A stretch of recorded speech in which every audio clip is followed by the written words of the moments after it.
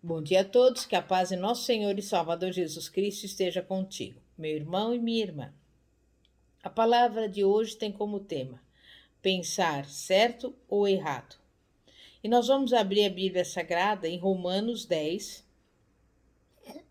versículos 8 a 10, que diz assim: Mas que diz? A palavra está junto de ti, na tua boca e no teu coração. Esta é a palavra da fé que pregamos, a saber: se com a tua boca confessares ao Senhor Jesus e no teu coração creres que Deus o ressuscitou dos mortos, serás salvo. Visto que com o coração se crê para a justiça e com a boca se faz confissão para a salvação. O que nós cremos é o resultado do nosso pensamento. Se pensarmos erroneamente, vamos também crer de maneira errada. E se a nossa crença for errada, a confissão também o será. Ou seja, o que dissermos estará errado. E tudo depende do nosso modo de pensar. Mas a palavra de Deus nos foi dada para endireitarmos os nossos pensamentos. Jesus disse em Marcos 11, 23: Porque em verdade vos digo que qualquer que disser a este monte, ergue-te e lança-te no mar, e não duvidar em seu coração, mas crer que se fará aquilo que diz, tudo o que disser lhe será feito. O nosso pensamento precisa estar em sintonia com a palavra de Deus, porque não poderemos crer além do que nos revela a sua palavra. E a Bíblia diz: confia no Senhor de todo o teu coração e não te estribes no teu próprio entendimento. E ainda, destruindo os conselhos e toda altivez que se levanta contra o conhecimento de Deus e levando cativo todo entendimento à obediência de Cristo. 2 Coríntios 10, 5. E a Bíblia também nos fala: e não vos conformeis com este mundo, mas transformai-vos pela renovação do vosso entendimento, para que experimenteis qual seja a boa, agradável e perfeita vontade de Deus. Renovamos a nossa mente estudando a palavra de Deus. A Bíblia ensina a ter a mente de Cristo. A única maneira de termos a mente de Cristo é estudando a sua palavra, crer nela de todo o coração e também agir conforme os seus ensinamentos. A palavra de Deus também nos ensina a pensar nas coisas que são boas, puras e honestas, se houver nelas alguma virtude. Portanto, a palavra de Deus realmente tem muitas coisas a dizer sobre a mente.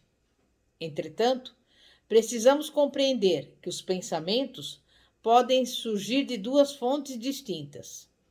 Em outras palavras, os pensamentos que vêm à nossa mente nem sempre se originam dela. O diabo coloca muitos pensamentos de fora, e esta é uma fonte. Por outro lado, pensamentos de Deus vêm do nosso interior. Eles vêm através do nosso espírito para a nossa mente. Quando você fica em comunhão estreita com o Senhor por meio da oração, meditação e estudo da sua palavra, aprende a distinguir a origem dos seus pensamentos. Naturalmente, pensamentos malignos são do diabo. Deus é amor, e o amor não pensa, não ouve e não vê mal. Esses tipos de pensamento vêm de Deus.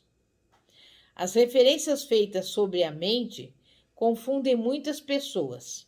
Porém, no tocante ao fato de crer, muitos pensam que creem e realmente o fazem em suas mentes, mas não em seus corações. Paulo disse em Romanos 10, 9: se com a tua boca confessares ao Senhor Jesus, e isso não se refere à confissão de pecado, nem a uma confissão de fraqueza. Em vez disso, é uma confissão do senhorio de Jesus Cristo. E continua dizendo: e em teu coração creres que Deus o ressuscitou dos mortos, serás salvo.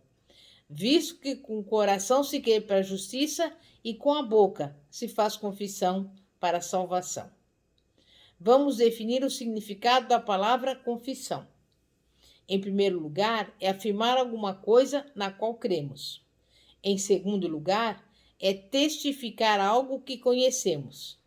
E em terceiro lugar, é testemunhar uma verdade que abraçamos. Um exemplo da face legal da redenção. Nós costumamos orar, por exemplo, Deus salve este homem, ou Deus cure aquela mulher. Entretanto, na mente de Deus, ela já curou essas pessoas e as salvou. Em outras palavras, Deus estava em Cristo reconciliando o mundo consigo mesmo. Jesus não precisou morrer novamente para salvar ninguém. E ele já fez isso, não fez? Não precisa mais verter o seu sangue. Deus já fez tudo o que precisava para prover a nossa redenção. Aquilo que o Senhor legalmente comprou, realizou e proveu para nós, se torna nosso, experimentalmente, quando cremos na palavra de Deus em nosso coração e confessamos com a boca que isso é verdadeiro. Quando os pecadores ouvirem a palavra de Deus, terão seu modo de pensar endireitado.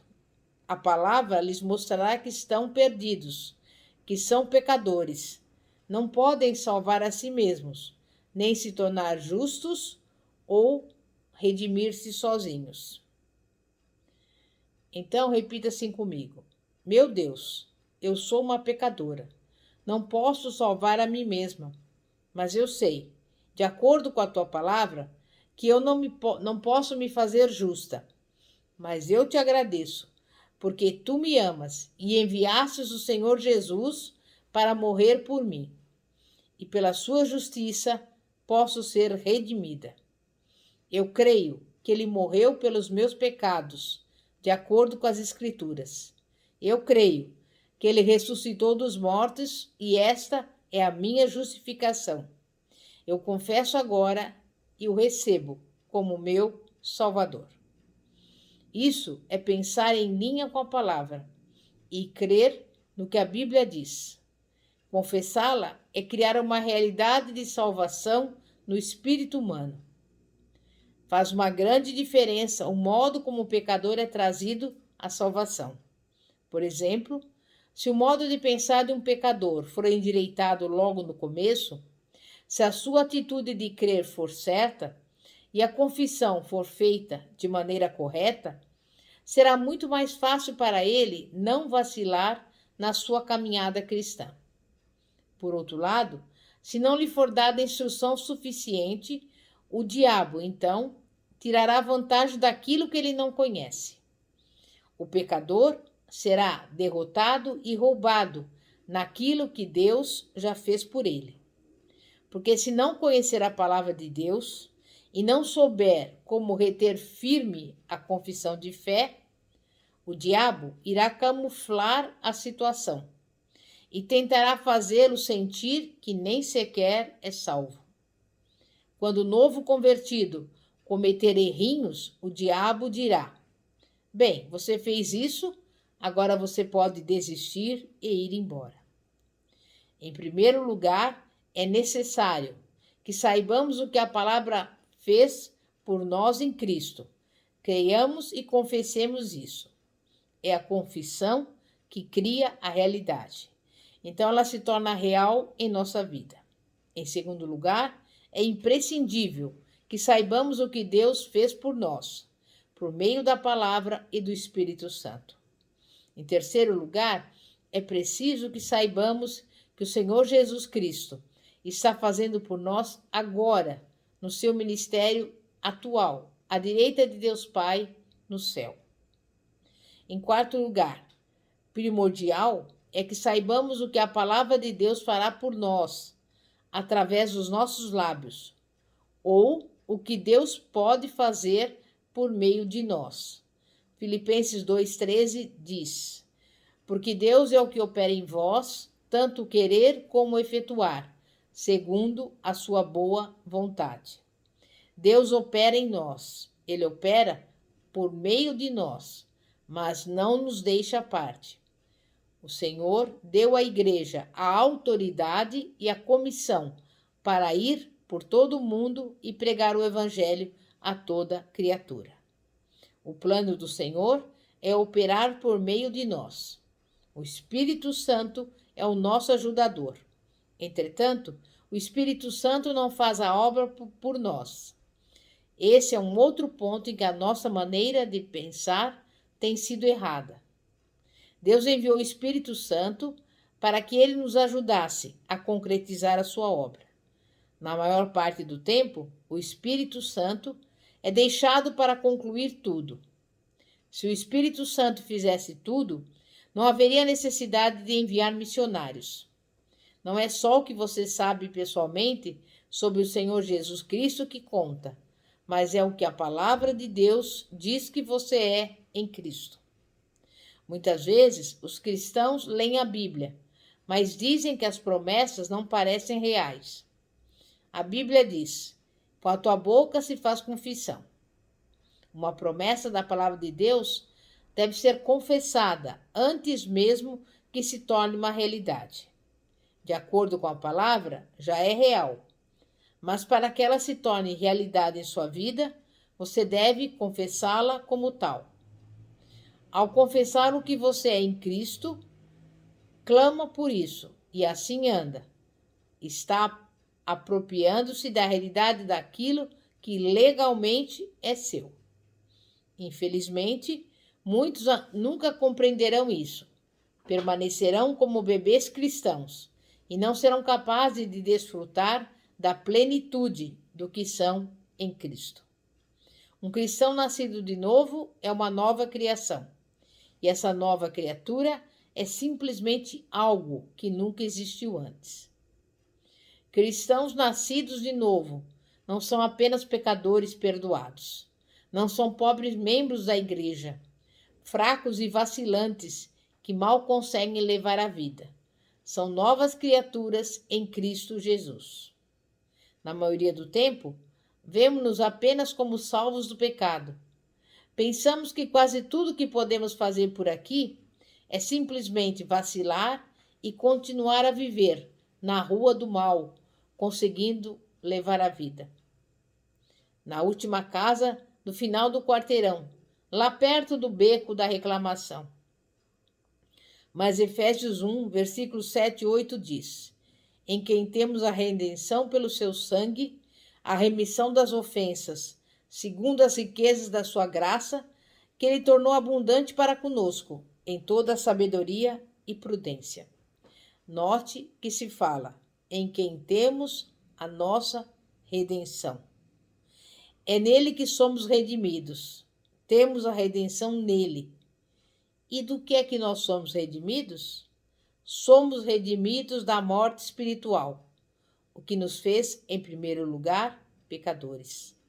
Também podemos dizer que somos redimidos da maldição da lei, porque Gálatas 3,13 declara: Cristo nos resgatou da maldição da lei, fazendo-se maldição por nós, porque está escrito: maldito todo aquele que for pendurado no madeiro. Quando olhamos para a lei de Moisés, vemos que a punição por quebrar as leis de Deus era tripla: pobreza, doença e morte espiritual. Mas Jesus veio nos redimir porque fomos vendidos ao pecado e à morte espiritual, e Satanás estava nos dominando. Mas agora que temos a redenção em Cristo, o domínio do diabo sobre nós foi quebrado. Isso significa que ele perdeu o domínio sobre a nossa vida no minuto em que nascemos de novo, no minuto em que nos tornamos novas criaturas em Cristo Jesus. Quer dizer que recebemos um novo Senhor, um novo dono para reinar sobre nós, Jesus Cristo. Antes, Satanás foi o nosso Senhor e dono. Ele nos dominava. Porém, agora que somos novas criaturas em Cristo Jesus, Ele é o nosso Senhor. Romanos 6,14 aponta: porque o pecado não terá domínio sobre vós, pois não estáis debaixo da lei, mas debaixo da graça. Portanto, por não sermos mais dominados por Satanás, doenças e enfermidades não podem mais exercer senhorio sobre nós. Antigos hábitos não podem nos governar mais. E sabe por quê? Porque somos novas criaturas em Cristo Jesus. Precisamos crer nessa verdade e então começaremos a falar sobre ela. A verdade tornar-se-á realidade em nosso espírito e seremos vencedores, vencendo e vivendo uma vida vitoriosa em Cristo. Como está escrito em Apocalipse 12:11. Eles venceram sobre ele pelo sangue do Cordeiro e pela palavra do seu testemunho. Se a pessoa já é nascida de novo em Cristo, a palavra já é uma verdade na vida dela. Tudo o que tem a fazer é reivindicar as promessas, alcançando-as e tomando posse, apropriando-se delas por si mesma. As pessoas perguntam: se é obtido tão facilmente, por que eu não tenho isso? Se você tivesse 100 mil reais no banco no seu nome, mas não soubesse, não traria vantagem alguma, mesmo que fosse seu. E você seria um mentiroso se dissesse que não era seu. O mesmo é verdade quanto às coisas espirituais. Se você não sabe que as coisas espirituais são suas, não lhes trarão benefício algum. Você tem que torná-las suas, não do ponto de vista legal, mas do ponto de vista experimental. Em Isaías 41:10 está escrito: não temas, porque eu sou contigo. Não te assombres, porque eu sou o teu Deus. Eu te esforço e te ajudo, e te sustento com a destra da minha justiça.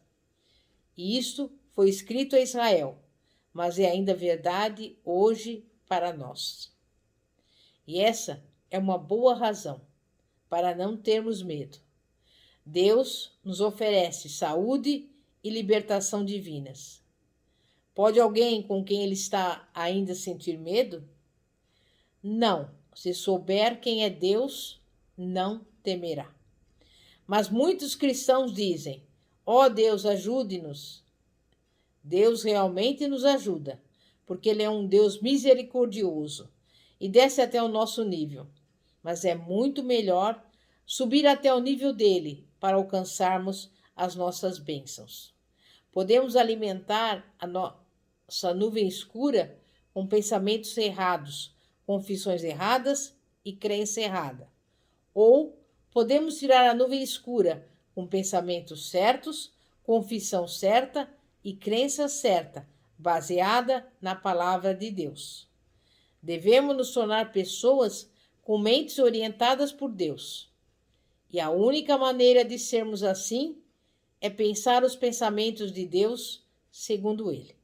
Em outras palavras, pense no que o Senhor diz na sua palavra e confesse o que é verdade.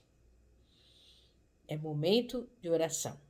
Santíssimo Deus e poderoso Pai, Pai de nosso Senhor e Salvador Jesus Cristo. Nós estamos felizes porque sabemos que Tu está conosco. Tu és o nosso Deus, que sempre nos fortalece e nos sustenta com a destra da Tua justiça. E nós não temos o que temer, porque é o Senhor que diz na sua palavra, para que nós não venhamos nos assombrar. E por isso, nesse dia de hoje, nós te agradecemos por tudo. Entregamos a nossa vida, a nossa casa, a nossa família, o nosso ministério. Eu entrego a vida de cada pessoa que está nos ouvindo agora em tuas mãos, crendo e confiando na resposta, crendo e confiando de que o Senhor vai completar a boa obra que o Senhor começou em cada vida, porque tu és fiel, fiel é o que prometeu. E a tua palavra que diz que para ti não haverá nada demasiadamente difícil. E nesse dia de hoje nós recebemos pela fé o nosso milagre em nome de Jesus. Amém e graças a Deus. Glória a Deus.